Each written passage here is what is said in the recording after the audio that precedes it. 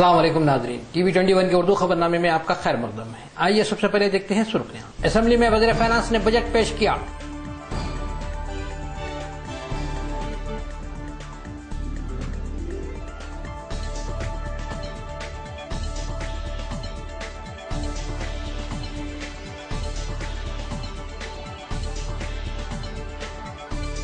Floor leader Akbaruddin Owaisi की मरकजी हुकूमत पर तनकीद।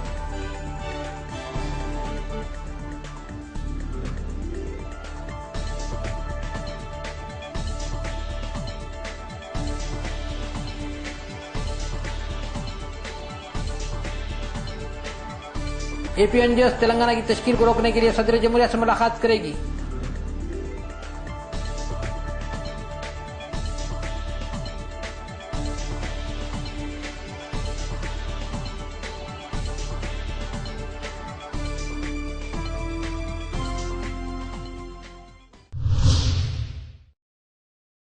अब खबरें तफसील से। आज असेंबली सेशन का आगाज हुआ। वजीर फाइनेंस अन्नम राम नारायण रेड्डी ने 8,900 करोड़ का बजट पेश किया। बजट के पेश होने के बाद ही स्पीकर ने 4 सितंबर तक के लिए असेंबली सेशन को मुलतवी कर दिया। कुल हिंद मजलिस इत्तेहादुल मुस्लिमीन फ्लोर लीडर जनाब अकबरुद्दीन अवैसी ने मीडिया से बात करते हुए मरकजी हुकूमत पर तनकीद की और इंतबा दिया कि तेलंगाना का नामजद गवर्नर के हाथ में न दिया जाए। इन्होंने कहा कि गुजरात के अमित शाह जैसा शख्स अगर रियासत का गवर्नर बन जाए तो मुसलमानों का क्या हाल होगा। MIM party had lodged a strong protest and staged a walkout from the BAC. The reason for our walkout was that in the last assembly session, when the debate on the state reorganization bill was going on the last day, the speaker suddenly announced the closure of the debate and the closure of the subject. When the Honorable Speaker had asked all the political parties to give the amendments to the bill, when an amendments were given, we have been repeatedly asking in all the BACs as to what would be the fate of the amendment which has been given. Will the assembly debate on the amendments? Will a member be allowed a chance to introduce the amendments? Or will there be a voting on the amendments? Or will there be a division on the amendments? Speaker, Honorable Speaker, very tactfully I would say, had avoided our question, not once, twice, but repeatedly. And on the last day, he just closed the subject. Whatever was happening in the House, the people of the state of Andhra Pradesh are witness to it. But in a healthy democratic practice, which has been adopted in all the legislature, is that whenever a subject is closed, an opportunity has been given to a member or a political party if they want to lodge a protest. That time when the subject was being getting closed or announced by the speaker, we had requested that an opportunity be given to us to lodge our protest. The way in which the subject has been closed, we wanted to lodge our protest for our amendments not being taken up, for our amendments not being given an opportunity to be introduced, because those were very important amendments that we had given about the sharing of the capital, then about the High Court, about the education, about the employment, about the joint governor, and the law and order being in the hands of the governor, because what MIM feels is that if the law and order is good. APNJ सदर अशोक बाबू ने press conference से खिताब करते हुए कहा कि 12 फरवरी को चलो दिल्ली तकरीब मुनक्किद की गई है। इन्होंने कहा कि हम सदर जमहूरिया से मुलाकात करेंगे और तेलंगाना की तशहीर को रोकने की कोशिश करेंगे। మరి ఈ రోజు రాష్ట్రపతి ఆమోదిస్తే లేదా వార్తల్లో వచ్చినట్లు ఇప్పటికే ఆమోదించినా కూడా మరి రేపు రాజ్యసభలో ప్రవేశపెడతామని చెప్పి ప్రభుత్వం నుంచి మనకు సమాచారం ఉంది. మరి రాజ్యసభలో ప్రవేశపెడితే దాన్ని ఎదుర్కోవాల్సిన బాధ్యత కేంద్ర మంత్రుల మీద ఉంది. వీళ్ళు ఖచ్చితంగా రాజ్యసభలో బిల్లు ఆమోదం పొందకుండా చూడవలసిన బాధ్యత వాళ్ళకు ఉంది. అందుకు కావాల్సిన ఆందోళన కూడా చేయాలి. దానికోసమే మరి మేము ఈ రోజున మధ్యాహ్నం నుంచి ఢిల్లీ కూడా బయలుదేరి వెళ్తున్నాం. ఇప్పటికే స్టూడెంట్ జేఏసీ అక్కడికి వెళ్ళడం జరిగింది. రేపు మరి మా రాష్ట్ర కార్యవర్గ సభ్యులు మిగతా ప్రధానంగా ఈ ఆర్గనైజేషన్లో పనిచేస్తున్న సభ్యులందరూ కూడా రేపు ఢిల్లీ చేరుకుంటారు. మరి రేపటి నుంచి దాదాపు శనివారం దాకా ఏపీ ఎన్జిఓస్కి అలాగే సమైక్య రాష్ట్ర పరిరక్షణ వేదికలో ఉన్న ప్రధానమైన కార్యవర్గ సభ్యులందరూ కూడా ఢిల్లీలో ఉండి ఈ మినిస్టర్స్ మీద ఒత్తిడి తేవడం, అవసరం అయితే వాళ్ళని అడ్డుకోవడం, అలాగే జాతీయ పార్టీలన్నీ కలిసి రాజ్యసభలో బిల్లుని ఎదుర్కోవాలని చెప్పాలని ఈ కార్యాచరణ మీద మేము ఢిల్లీ వెళుతున్నాం. ఇక్కడ ఈ రోజున మరి అన్ని జిల్లాల్లో కూడా కేంద్ర ప్రభుత్వ కార్యాలయాలు बीएससी का आज इजलास मुनक्किद हुआ। इस इजलास में तमाम सियासी जमातों ने शिरकत की। तहम मजलिस इत्तेहादुल मुस्लिमीन, तेलंगाना कांग्रेस कायदीन और टीआरएस अरकान ने वॉकआउट कर दिया।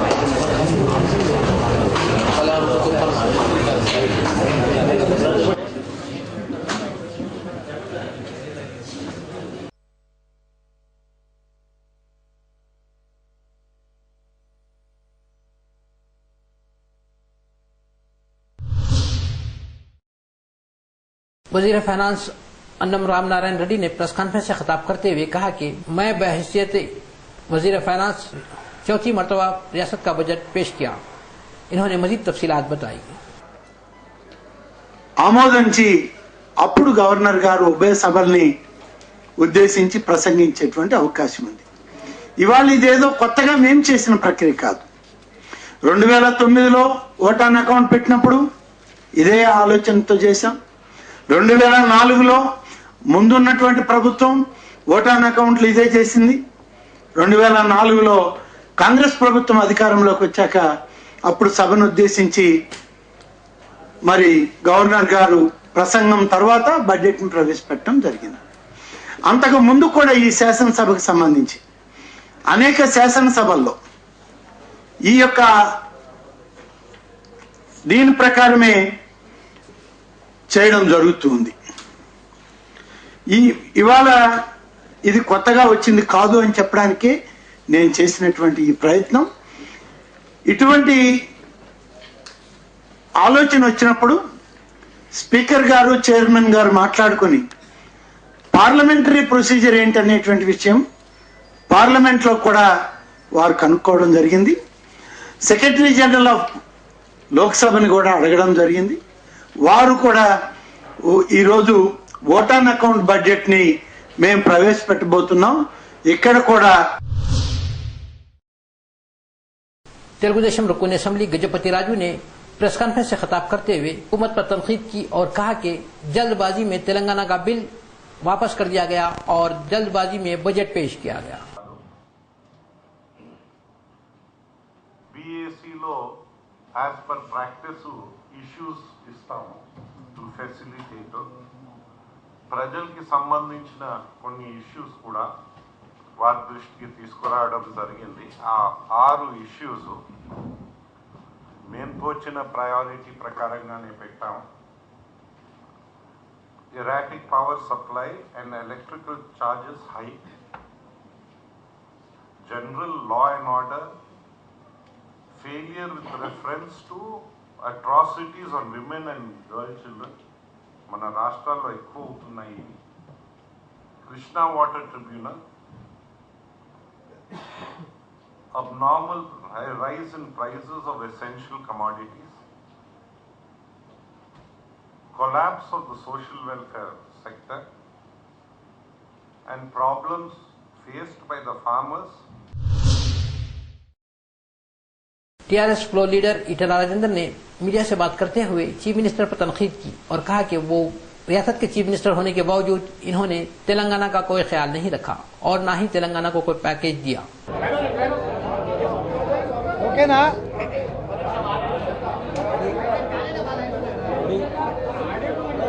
కానీ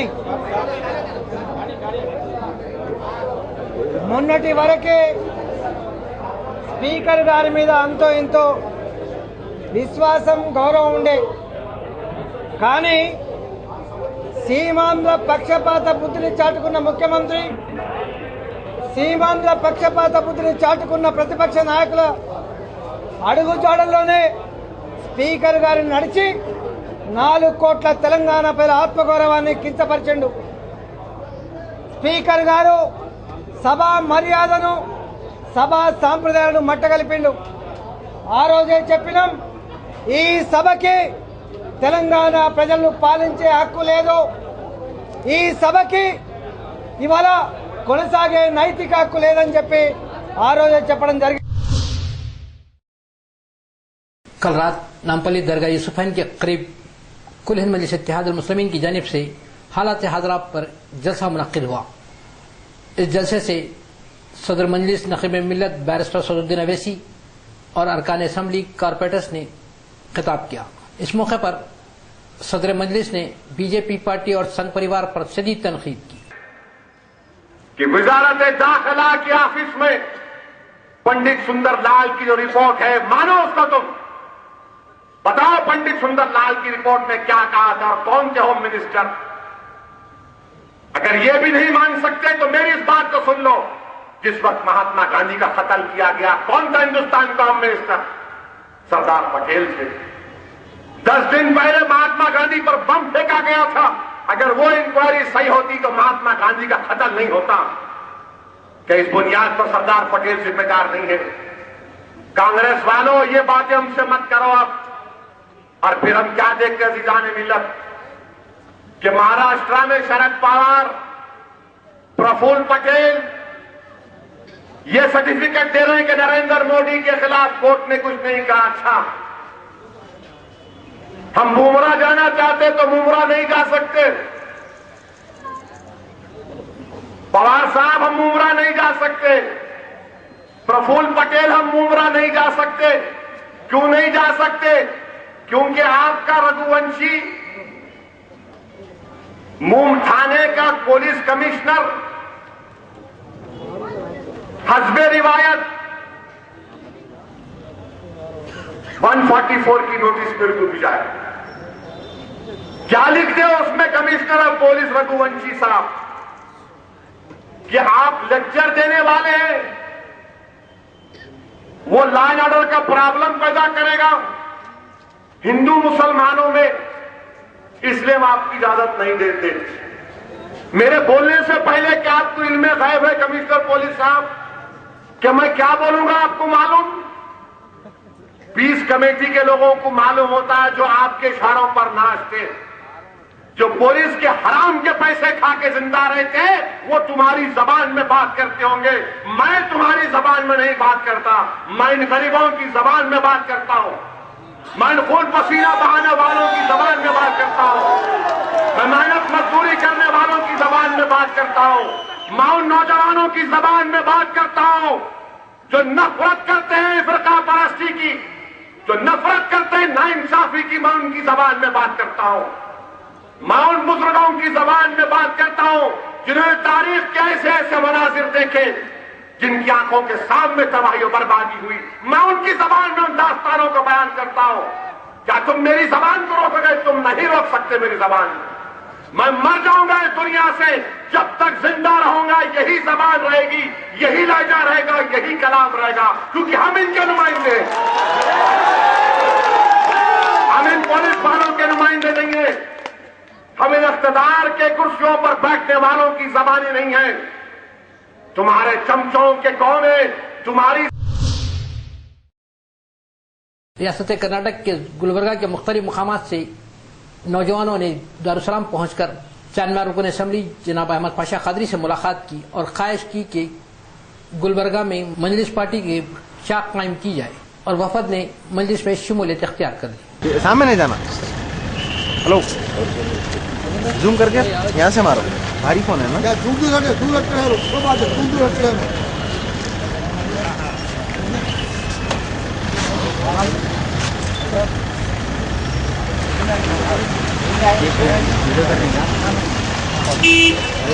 ले मैं पूरा ले, पूरे जगह पूरा ध्यान से ले।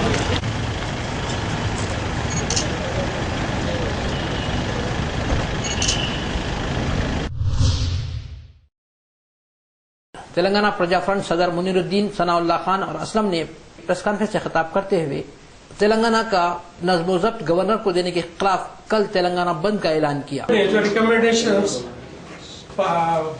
कैबिनेट को दिए हैं, हमारा शुरू से मुतालबा है कि तेलंगाना की तश्कील गैर मशरूत अनकंडीशनल होना चाहिए। वैसा ही तेलंगाना हमको चाहिए जिस तरह का तेलंगाना 1956 में हमसे हासिल किया गया था।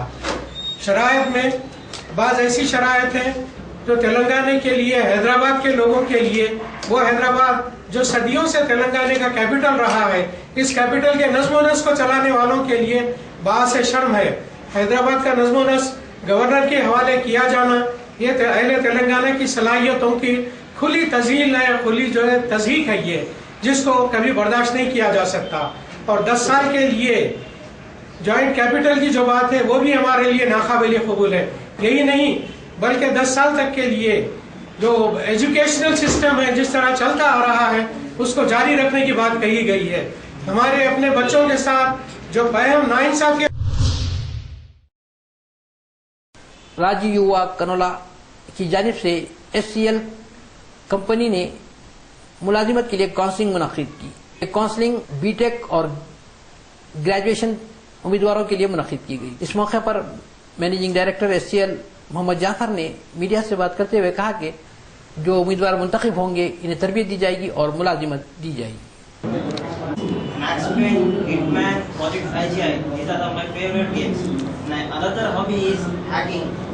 Generally, for me, there are 2 types of hacking. One is natural, another is technical. Coming to travel in my life is 800 kilometers, that is from Koti to Nizamabad. Next, coming to internet surfing. This is also one of the most profound hacking for me because I used to sit hours and hours and hours. Any others? 25. 1 second. के राजीव विवेकानंद जो programme है उसमें एक minority submission है। ये minority submission से के साथ अपने जो भी एजुकेटेड अनएम्प्लॉयड माइनॉरिटी यूथ को प्लेसमेंट देने का और ट्रेनिंग देने के लिए एक प्रोग्राम बनाया है। उसमें अपने कमिश्नर इकबाल साहब की एक्शन प्लान के साथ फर्स्ट टाइम वी स्टार्टेड दी। पहली बार हम जो भी है हाई एंड की ट्रेनिंग्स के लिए, हाई एंड प्लेसमेंट के लिए इंजीनियरिंग और MBA पास हुए सब बच्चों के लिए HCL जो भी है वो इंडिया में one of the best 10 company में से एक है। SCL कंपनी के साथ आज प्री काउंसलिंग का, प्री इंटरव्यूज़ का और प्लेसमेंट्स के लिए एक काउंसलिंग लगा है। कितने दिन तक? आज एक दिन है और लगभग 300 MBA ग्रेजुएट्स और इंजीनियरिंग ग्रेजुएट्स आज अटेंड हुए। सो आप जो भी है डिटेल्स वो हमारा SCL से जाफरी साहब है, he will tell. Okay, I am taking care of that HCL career development Toli Choki branch. Imperial high school की जानिब से खुली कुतुब शाह स्टेडियम में सालाना तकरीब मुनक्किद की गई। इस मौके पर तलबा ने अपने अपने फन का मुजाहरा पेश किया।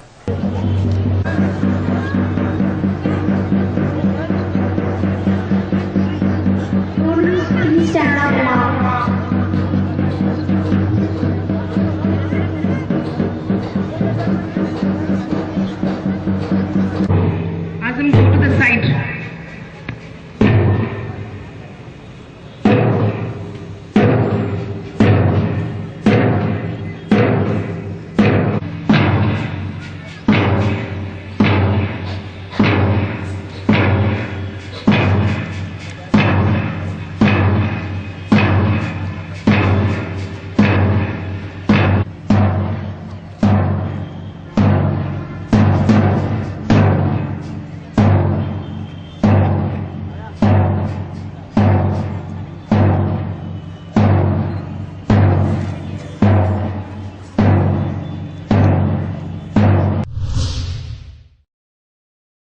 केपीएचबी पुलिस ने नरसिम्हा नामी शख्स की शिकायत पर शहर के 2 कांस्टेबल गुरवैया और अशोक को हिरासत में ले लिया।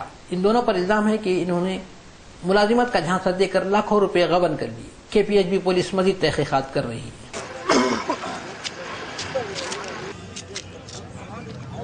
ఐడి నెంబర్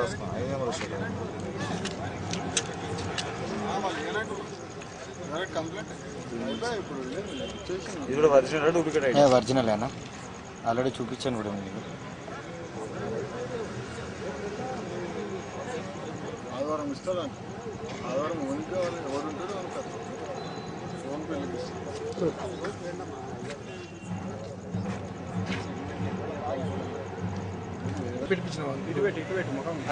మీరు కామెడీ కామెడీ కాదన్నా ఇప్పుడు లైవ్ పోతుంది జరుగు జరుగు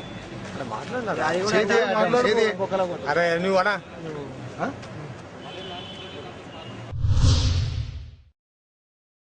नाज़रीन फिर एक बार देखते हैं सुर्खियां।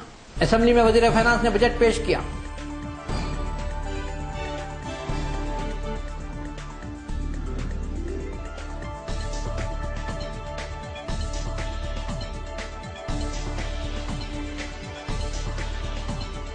लीडर अकबरुद्दीन अवैसी की मरकज़ी हुकूमत पर तनकीद।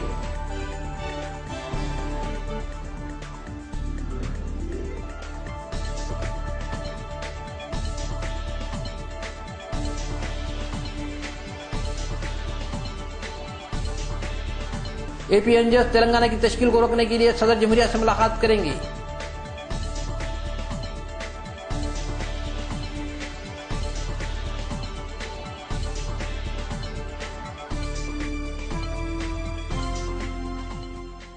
नाज़रीन, ऐसे खबरनामे बस इतना ही। देखते रहिए TV21। अल्लाह हाफिज।